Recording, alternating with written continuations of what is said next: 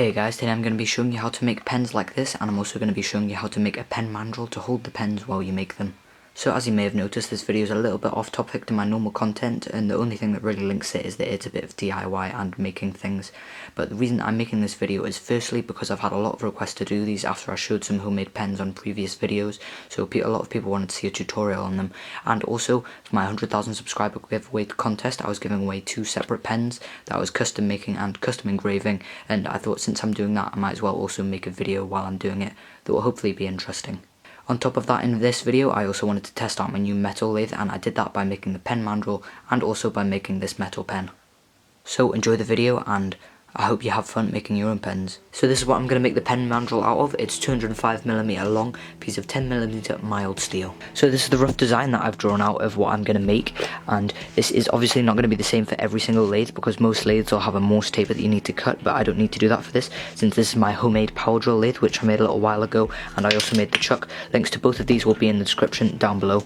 And basically the way this pen mandrel is going to work is it's going to go in like this. It's got to fit through these 8mm bearings and into the drill chuck, so I just need to smallen it down a little bit. For this long thin section here, it needs to be the same diameter as the inside diameter of whatever pen kit you're using, the metal bits for inside the pen kit. So first, since I don't have a DRO, I'm going to mark on how far 45mm is along the rod.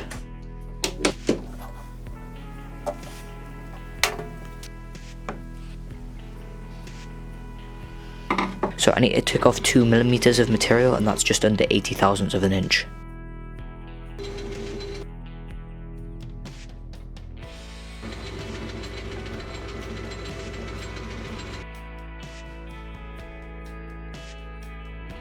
I then flipped it round, face the other side, and centre drilled it.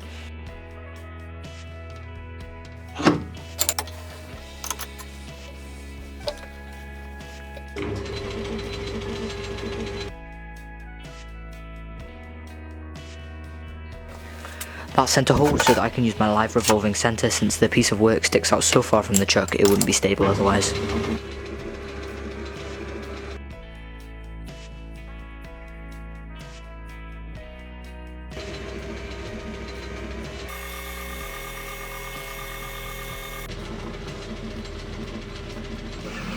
So I have it turned down to size now, and I've just got one of the pieces from the pen kit which is going to sit over it, and this is the inner metal brass piece, and as you can see it fits on and there's barely any wobble in it, but it still slides smoothly, which is exactly what I want. So now that I've got this turned down to the right size and it's pretty much about 6mm, let's tap the end of it for an M6 thread.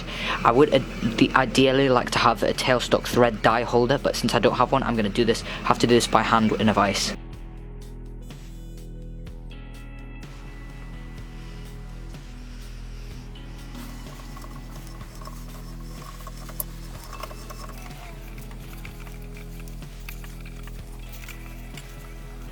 After I've done that, it's nice and threaded.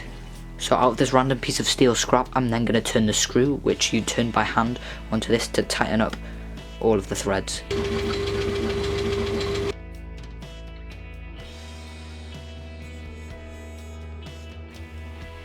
So I had a couple of problems with parting off, and I was trying to part off the end of it, and I think the tool that I was using was either not a parting tool or it wasn't properly centered, since it kept on catching, and I decided I was just going to cut off with a hacksaw instead because I didn't want to risk damaging the lathe.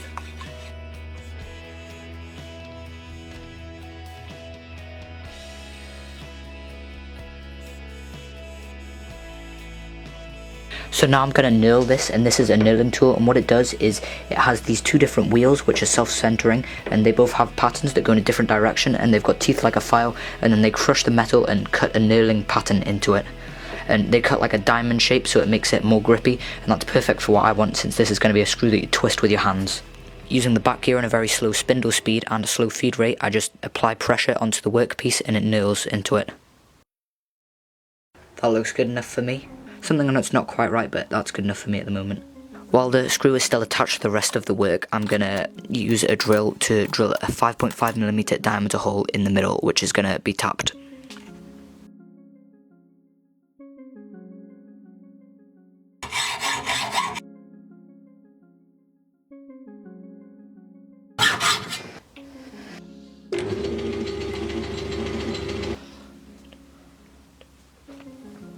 this is what it looks like after I've finished the turning on it. Now I need to make sure that it's threaded to an M6 thread on the inside here, just using a thread tap.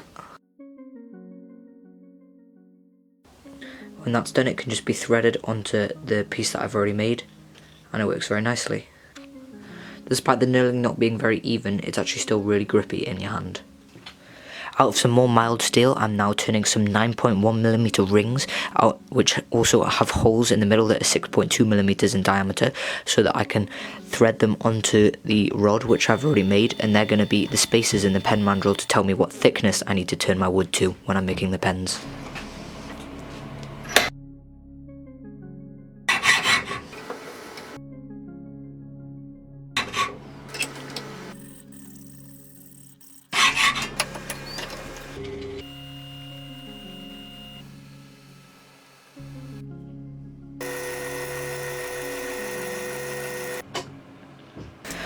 Using a tiny rat tail file, I then file the inside diameter of some of these little small rings so that they fit easily over the thing that I've made.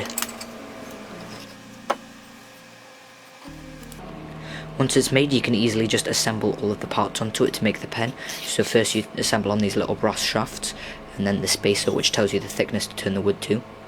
The next shaft, the next spacer. Then you can thread on the knurled nut. Then you can tighten it all up really tight by hand like this.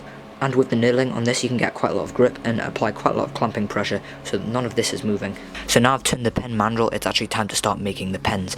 And to do that, you need to get some pen blanks, or you can just use standard bits of wood. These are pen blanks that I have, and I have loads of them.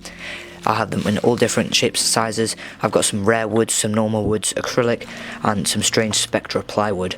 And you can get them in loads of different shapes and sizes for really cheap off eBay, or as I said earlier, you can just make your own. So these tubes have an outside diameter of around 6.8mm. I checked it using my calipers. So what I'm going to do is I'm going to take a 7mm drill bit and try and drill a hole straight through the wood which I'm going to be using, so then I can super glue it on to these bits. So first I find the centre and mark it on using a pencil, then I check to make sure that it's square by using a set square, and I clamp it into my machining vise for my drill press. The reason I'm not drilling the holes for these on the metal lathe is firstly they're square so they won't fit my 3-jaw chuck, and also wood is really not good for a metal lathe since it dries up all the oil and bad things happen. My drill press only has a 50mm travel so it doesn't go all the way through, so I can drill out the rest with a hand drill. You can then repeat this a second time until you've got 2 blanks that are going to fit over the metal rods. Now using some super glue, I'm going to add super glue inside the holes and also over all of the rods.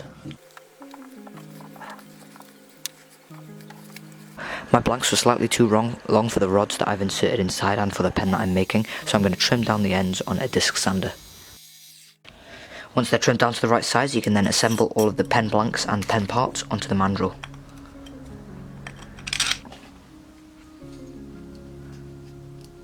Then you can attach the whole thing into whatever your lathe you're using and it should be ready to go. I start off just by rough turning it, just using a spindle gouge.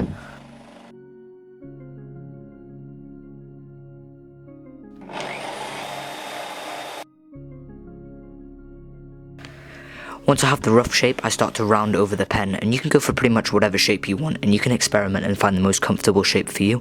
But for me, I found that just a nice round curve on each of the 2 sections is quite nice to hold and it's quite comfortable. A lot of people do like to put in ornamental grooves and things. I might try that later on, but I'm not going to do that today. Once you've got it pretty much turned down to size, it's then time to start sanding. So I start off at 100 grit and then go all the way up to 1000 grit, then oil it and repeat the sanding process until it's really shiny. Once it's really smooth, it's then time to oil it with boiled linseed oil.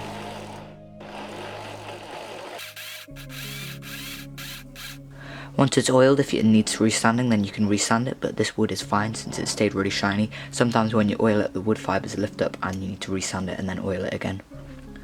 Now that you have the 2 pen barrels that you've just made, you now need to assemble them to make the actual pen. And this is going to be different for every single pen kit, and it basically just involves pressing different pieces together.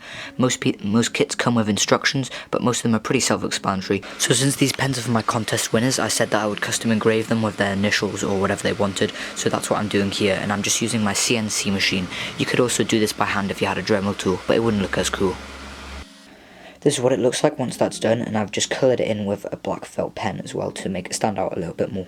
So once you've done all of the engravings and you're happy with the pens as they are and they're ready to go onto the pen, it's time to assemble a pen.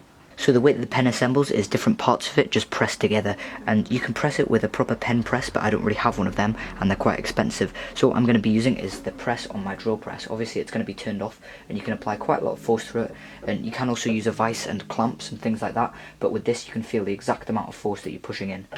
You want to make sure as you press that it keeps nice and straight. If it bends sideways like that and you try and press it, then it'll buckle and break your pen.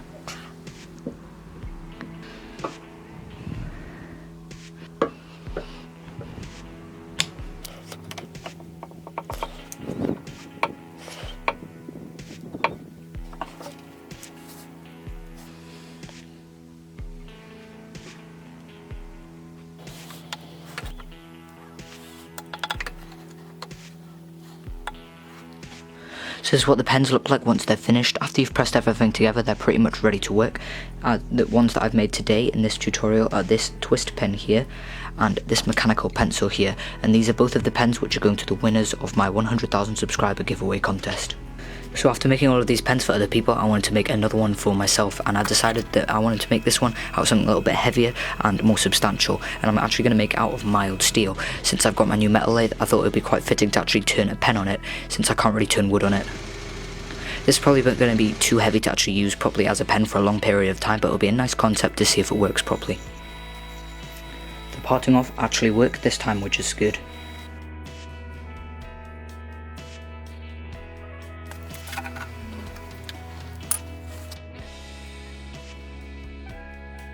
Once I've got them roughly shaped down to size, I can then use a metal file on them while they're spinning to completely round them off so that they've got no edges. Once it's rounded, I then move on to sanding, and I go all the way up to 1500 grit. Once the sanding and polishing is complete, it's actually really shiny. I could have gone a lot further with it, but I didn't really want to. So this is what all of the pens look like when they're done, and I think the metal one turned out especially nice. I think it would be even nicer if I did turn one out of aluminium bar stock, and I would do that in the future, and I would have done it today, but I don't actually have any aluminium bar stock that's the right size at the moment. But I think I will do that in the future, because this pen, although it's quite nice to write with, it's really slippy and it's also really heavy, and so I think another thing which I could do in the future is maybe nail it. Also, congratulations to the 2 contest winners. I'm going to be sending these pens off in the next couple of days along with the first prize slingshot. Thanks for watching. I really hope that you've enjoyed this video, and if you have, please hit the like button down below and subscribe.